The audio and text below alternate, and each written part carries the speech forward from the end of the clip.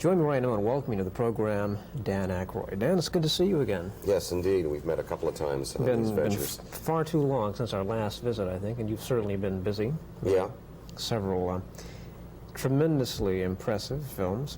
I think last time, in fact, we talked was just before the release of Trading Places, which went on to be a smash box office hit.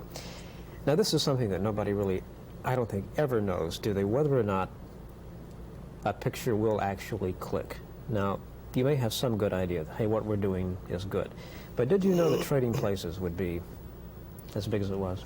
Well, I had a good feeling about it from the very beginning, when first contacted by Paramount through Eddie Murphy's auspices. He was given the script. It was written for Wilder and Pryor, and they didn't want to do it for some reason or another. And Eddie was hot from the show, from 48 Hours, from his record successes. Paramount wanted to follow it up with a good venture, so they gave him the script. He read it. He immediately took over and said, well, I love Blues Brothers. I'd like Landis to direct it, and I want Aykroyd to play the fallen commodities broker. And Landis and I were contacted. We got the script. We met in the parking lot outside our offices at Universal, kind of looked at each other and said, well, let's do it. And it came together very fast. And so essentially Eddie packaged the whole thing. And I knew from his involvement, from Landis's direction, and when we cast Ralph Bellamy and Don Amici, that we'd have something there. And just the general quality of the film was so great, and the way it was shot, and it had a very rich look to it. And everybody did a great job.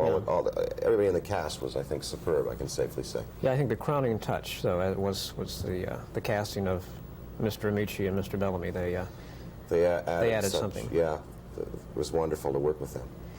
You have most recently done and this certainly won't be giving anything away because you're in the credits, a cameo appearance in what is destined to be one of the big hits of all time, Indiana Jones, for Steven Spielberg. When you do something like this, now, was it just on a lark? Did Steven Spielberg call up and say, hey, would you like to do a... Well, actually, I called him, and I think it was mentioned that maybe I could do something in it, and then I kind of followed them up on the offer. I went into Frank Marshall's office and said, you know, you mentioned that I might be involved here. I mean, I was dying to get involved in this thing and work with these people, you know. And I knew I could do a nice, tasty bit in disguise, as it were, and plan something out nicely. So they asked me to do that, and they went away and shot in Sri Lanka. And the last night of shooting on the film was when I shot that sequence. It was up in San Francisco at Hamilton Air Base up there. And actually, Stephen and George are in the sequence, the same sequence. They're missionaries in the background. Are they really? Yeah. So it was kind of a fun night because they were all just wrapping up the picture, and you know, I jumped in with great enthusiasm, and they were quite gracious to have me aboard. Let's talk about Ghostbusters, because this primarily, as I understand it, was your idea.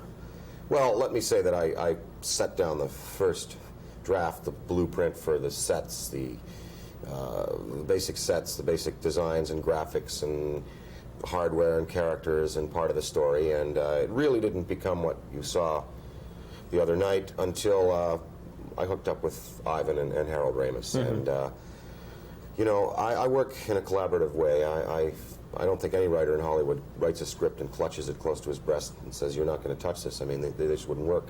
I like to write and throw it in the ring and see what other people's changes are. And you know, Ivan really shaped the movie and made it as tight as it appears. You know, it really comes off tightly. When you're working with comedy, I want to say, is it more of a collaborative effort? Because obviously comedy requires so much more, because you know instantly whether it's funny or whether it's not. Do you have to be a little more careful when you're dealing with comedy, to trust the people around you to have the same vision that you do? I think so. In any work, you've got to trust who you're collaborating with. But first of all, it's important in comedy to work with qualified people who know the work and know how to, you know, deliver a line and know a little bit about timing and reaction. And of course, it always helps to work with Second City people because you know, they're fully schooled in the techniques. What happens, though, has it happened to you thus far that you've been faced with a co-star who simply doesn't know the first thing about comedy timing?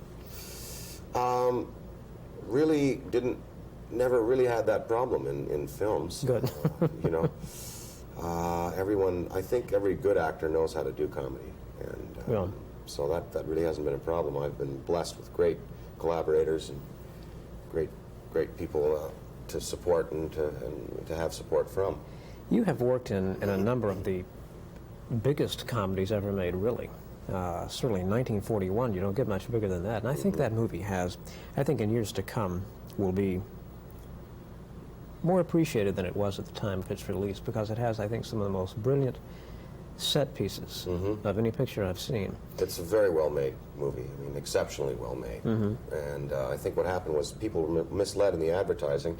It was put out there as a John Belushi, Dan Aykroyd vehicle, and really it wasn't. There were a lot of other people in it and a lot of other story, and John and I really didn't have any business together. So they advertised it, you know, and I think maybe the public may have reacted adversely to that, you know. Yeah. They may have thought that they were misled somehow in some way, and that might have been part of the reaction. I'm not sure what it eventually did at the box office, but I, you know, understand that it's into rental profit now. So. Yeah, yeah. Of course, it costs so much money to produce. And many of them do. And, you know, frankly, it's good for labor in Hollywood. A big picture is good for labor. Because all that money, you know, and when you...